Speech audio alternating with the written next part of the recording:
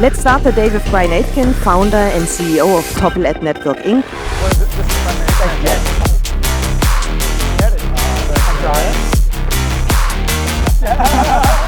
Strong method.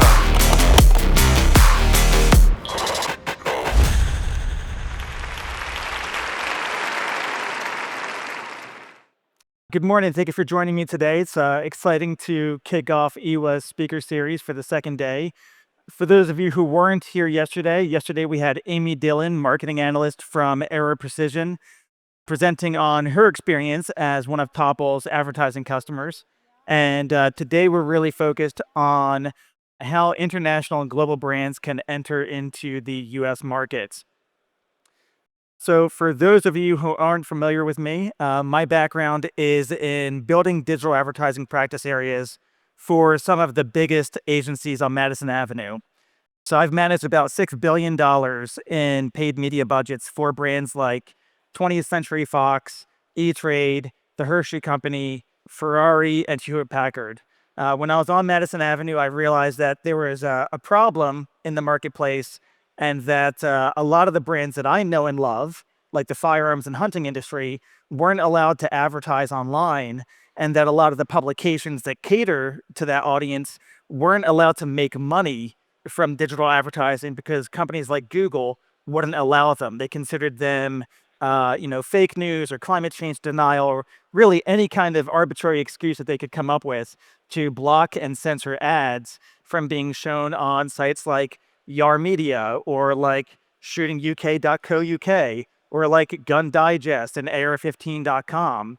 So what we did in 2020 was we consolidated the top firearms, conservative, and hunting websites, especially in America, and built the Google ads for the shooting and hunting community. We've since expanded internationally with the help of Beretta, who has helped us identify some of the biggest firearms and hunting websites in all of Europe and the UK. Now we are the dominant digital advertising platform for the firearms and shooting industry, with clients like Magpul, Beretta, CZ USA, Norma Precision, obviously the Kinetic Group. So those are a lot of the big brands that work with us, but we also work with a lot of smaller brands and even international brands coming from Europe and Turkey and wondering, hey, how do we get into the American market? So this is really a consolidation of all of those conversations that we've had with different global firearms brands on what they can do to get into the US market, and not just what Topple can do. So there's some fundamentals that I want to start with. The first thing is, why America? It might be a silly question. A lot of brands realize that America has the largest firearms community when it comes to civilians that can actually own firearms. And if you paid attention to the talk yesterday given by Simon West, you would know that in the UK, shotguns may be reclassified as firearms, which will mean that firearms shotgun sales could reduce by up to 60% overnight. So what are you going to do to make up for that loss in market share and for that loss in sales? Or if you're a newer company and you're just looking into expanding into America, the question might be, how do we do that? Is it something that we do now? We've always sold domestically within Germany or Austria or Switzerland or Turkey or, the Middle East, whatever the case might be. Is it a faraway thing? Is it a distant future? Or is it more urgent? Do you have to do it now? Whichever case it is, we're going to cover the fundamentals for both.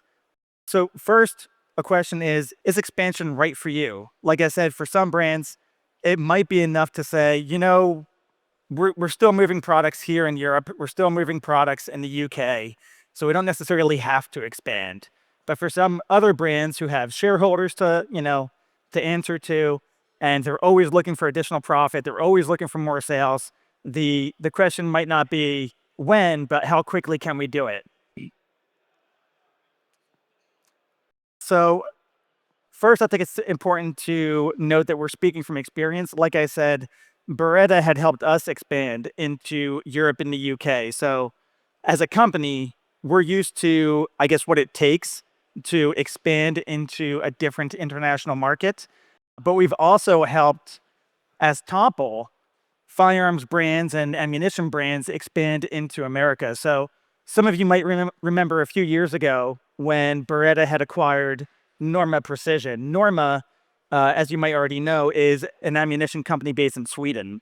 Now, they've been making ammunition for a long time. Everybody's kind of familiar with Norma, at least at like an awareness level. Like, we know that they exist, but we don't really have a lot of experience with their ammunition and their product lines, especially in America. So what we did was we worked with the Beretta team in Italy and also in the United States and the newly acquired Norma Precision marketing team to work on a plan for how they can enter into the US market with the publishing resources that we have. So as a digital advertising platform, we have exclusive relationships with publishers that frankly Google and the Trade Desk and Basis and all of these other digital advertising platforms don't want to work with anyway. So when it comes to sites like Gunbroker that you might be familiar with, Gunbroker is the largest digital auction place in all of America when it comes to firearms, ammunition, and accessories. We are the exclusive programmatic advertising partner to Gunbroker. A similar story can be said for AmmoLand, for AR15.com, where we have first priority bidding on all of their top performing ad zones. So whether that's display sticky ads or video ads, it's kind of a no-brainer for a company entering into the US market to find out how can we programmatically advertise and reach our customers where they're consuming content online within platforms and websites that we can actually advertise to them, right? So if you're SIG or Colt or Beretta, you're going to have a very difficult time advertising through, let's say, Facebook or Instagram. What we do is we've created a solution where we can work around that, not within the walled gardens of, let's say, Facebook and Instagram, but outside of those walled gardens where people are still consuming content, where we can still reach them. So I think the most important thing, if we really take a step back, is it's critically important to hire somebody who's local. And this isn't just for brands that are entering into a US market. As an American company, we had to do the same thing. When we were expanding into Germany, when we were expanding into France, when we were expanding into the United Kingdom. Even the United Kingdom, they speak English, but it's not American English. It's a totally different kind of English. So we had to really hire somebody who understood the way that they speak, their parlance, even just hiring local talent when it comes to, the people that we're going to photograph for our marketing collateral. Like, there's a different way that they hold themselves, and you can tell that they're different, of a different culture, of a different place, just in the static images that you capture. And so that's really valuable when you're standing all of that up. And they can help you really translate what you want to say into their common parlance. And that kind of leads into the next thing, which is it seems like a no-brainer, right? You see it there, but you'd be amazed at how many global brands have come to us and have said, oh, just drive them to the website. It's like, well, the website looks great. It's got beautiful product images. The only problem is that everything's in Czech, and I don't think a lot of Americans know how to read that. So we need to translate that and think about, how can people in America actually discover and find your products, right? Because they're not going to be utilizing, Czech SEO keywords. So we need to think about what product are you selling? What keywords should you be utilizing? And again, this is not something that Topple does. We're not a digital advertising agency. We're not a digital marketing agency. We're a platform like Google Ads. These are just table stakes that companies who are thinking about expanding have to have in place before they actually expand. So there's also some, additional no-brainer things like adjusting your pricing models, having a .com instead of, a .co.uk. All of these very basic things, SEO, search engine marketing, optimizing your pricing models for US dollars. And then once you've done that, you can start thinking about which pathway are we going to take? Do we already have distributors and retailers in place? Are we Beretta? If we're Beretta, we're not worried about building out a distribution and retail network. Are we a small company where we actually have to worry about, well, we don't actually have any distributors or retailers in America. Maybe we showed up to SHOT Show a couple times and we wondered why nobody was meeting with us and why nobody wanted to carry our products. And it's probably because nobody knew what your products were. They hadn't heard of your brand before. You hadn't really done anything to build any sort of consumer demand before you went and tried to establish those relationships with distributors and retailers in the US. So what you really need to do first is decide which one of these do we fit in? Are we top down or are we bottom up? And that's really going to decide what kind of strategy you have when it comes to marketing. So I've already kind of said this, but this also speaks to how are you going to utilize search engine marketing, right? So the presumption here is that Google's going to let you use search engine marketing. So you can still utilize SEO, obviously, hopefully for now, but search engine marketing is the paid part. So that's the Google advertising where you're saying, hey, this person is actively looking for a product that's like mine. So I want to make sure that they see my ad, they see my company. Now, this is not something that Topple does, but it's something that we recommend that you do. In my background, the $6 billion that I managed in digital advertising, a lot of that was for Google search. A lot of that was for paid social. But Topple doesn't do Google search and Topple doesn't do paid social. We really focus on what the firearms industry is allowed to do legally, and that's the network that we've built. But these are things that you should try to do. And if you can get away with it, do it for as long as you can before Google stops you. Next thing, when I was talking earlier about how important it is to use local talent, not just people who understand the vernacular and the language, it's also important to find somebody who looks the part and who already has established trust. And I don't mean that you need to go out and spend 7 figures hiring Cameron Haynes to be the face of your brand in America. But there are people who are in the firearms community, in the hunting community, who maybe have 20,000 followers or 80,000 followers, and they are actual sportsmen and sportswomen. They actually speak your language, and they would be really interested in working with a brand that's trying to enter into the US market. And this could be a big win for them. Obviously, Sig Sauer's not going to go to them because they don't have enough followers. Sig wants the big guys with millions of followers already. So this is an opportunity for you as a brand entering the US market to say, you look the part, you speak the part, you actually, you do all of the shooting sports things that we're looking for. We need content. So would you like to enter into some sort of relationship? And there's a lot of ways that you can structure this where you don't actually have to have any cash leave your pocket, right? You can think about creative ways to work with these influencers.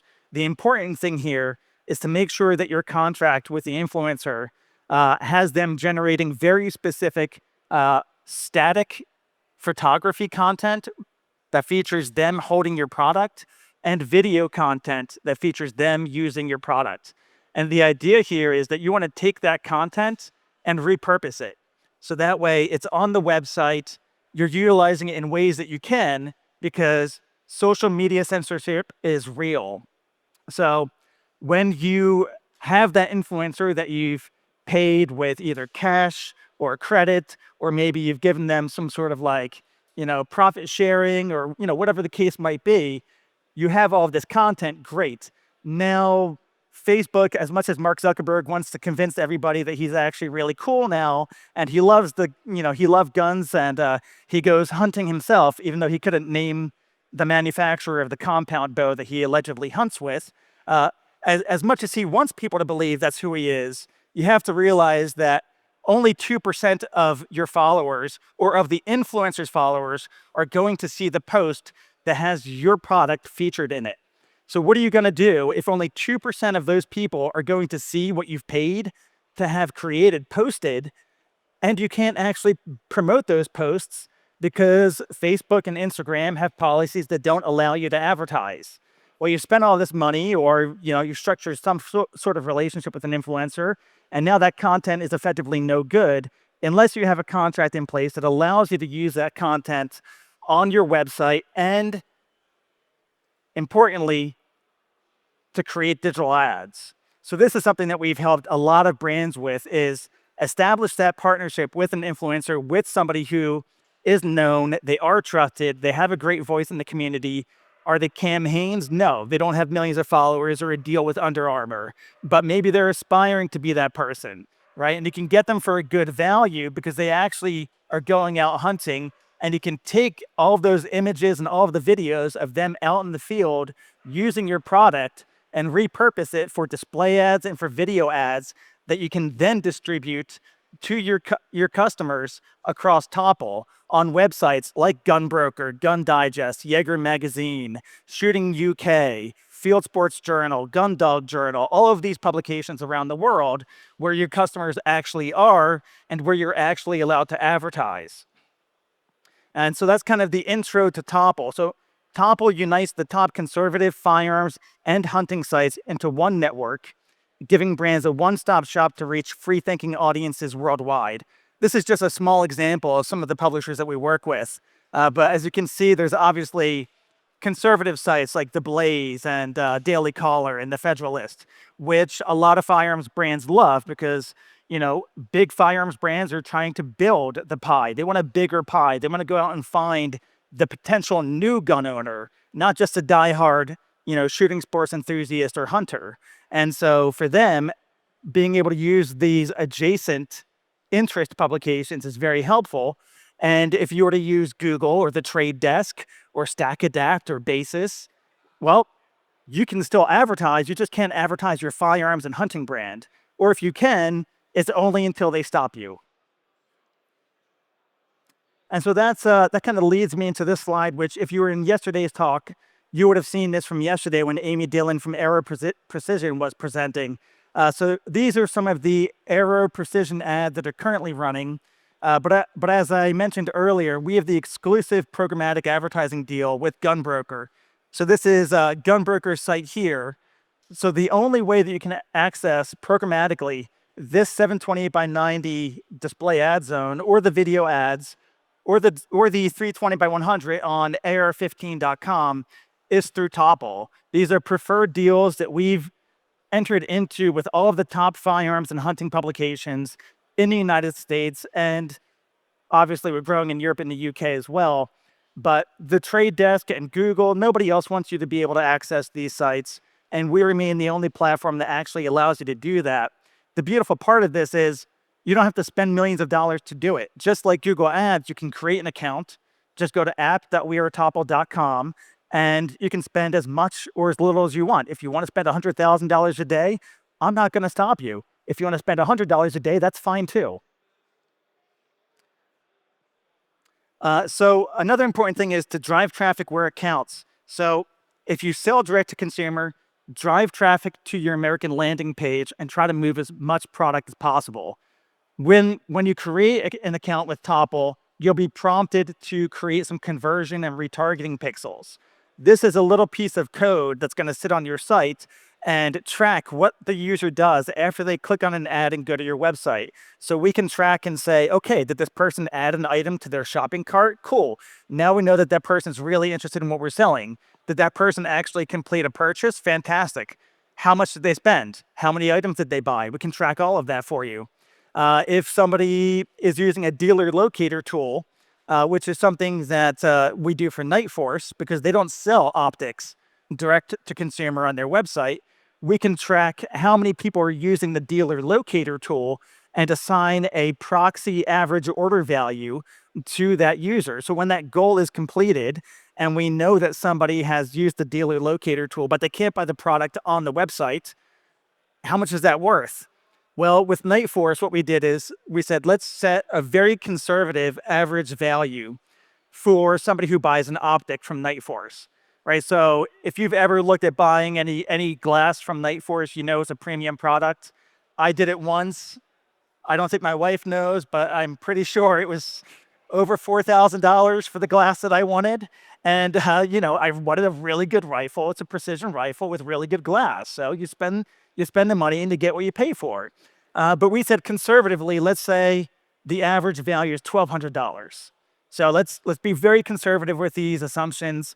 And let's assume that only 1 out of every 10 people that use that dealer locator tool actually wind up going to the dealer and buying that optic. So then we set a fixed average order value of $120. So even though we can't track the exact amount of revenue coming from that customer, like we can when people have a direct-to-consumer e-commerce platform, which we can track that actual sales number, we can at least assign some sort of monetary value to the goals they're completing when they get to your website.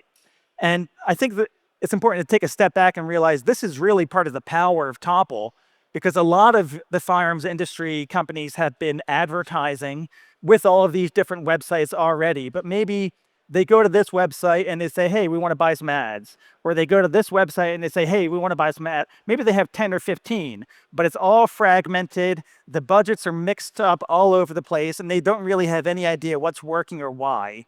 Well, with Topple, you have one dashboard, you launch one campaign, and your ads show up across all of these different publications. And you can see all of the impressions, you can see which ads are generating sales, which ads are getting people to add items to the cart, and you can start building retargeting audiences. So as people add those items to the cart and they don't complete the purchase, you can negatively target people who actually completed the purchase and go after the people who didn't. And that's called an abandoned cart campaign. So you can run those campaigns going out and saying, hey, we know you added this item to the cart, but you didn't complete your purchase. What if we offer you free shipping or a t-shirt? Would that sweeten the deal? Can you guys come back and finish that purchase? So there's a lot of smart things that we can do when you're using programmatic advertising for the firearms industry, and it's very different than going out the old school way and saying, hey, website, we want to buy $500 or $5,000 worth of ads a month. We actually give you the data that you want. We can tell you the device. We can tell you everything. If you were here yesterday, Amy from Aero Precision would have told you that they actually use the data of visitors that come to their site from Topple to see what pages and products they explore on Aero Precision and Stag Arms websites. And that actually helps inform the product team on what products they should be producing next, because it helps indicate that the consumer has interest in these different things. So if you're creating accessories like a company like Magpul or Aero Precision, who are both big clients of ours, then it can actually inform what product goes into your development roadmap.